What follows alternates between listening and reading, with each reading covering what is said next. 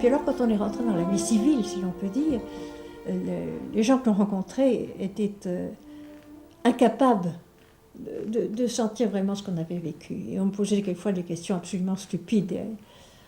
Le genre de choses, par exemple, c'était de dire à voix basse, ma pauvre petite, est-ce que vous avez été violée, par exemple. Alors que moi, je n'ai pas connu de cas, ça a pu exister, mais le monde des SS et le monde des prisonnières, c'était deux mondes complètement séparés. On était pleines de boue, on n'était vraiment pas appétissantes.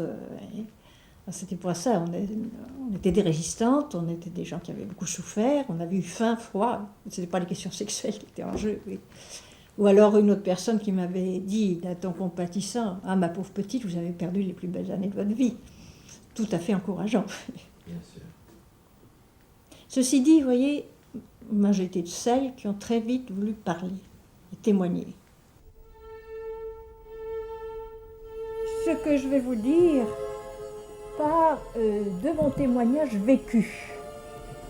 Mais à travers ce que je vais vous raconter, et je ne vous dis que ce que j'ai vu moi, ça permet d'analyser l'ensemble du système nazi.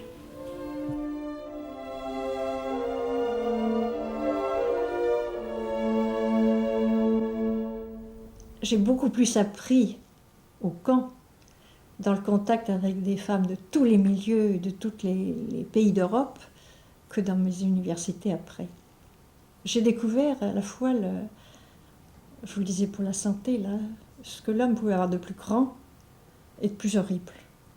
Et ça, je ne peux pas l'oublier. Hein. Mais j'ai appris aussi là, moi je dirais ce qui est devenu pour moi les valeurs essentielles de la vie. Que sont ces valeurs essentielles, vous voyez ? Notre solidarité, notre fraternité, la lutte pour la dignité humaine,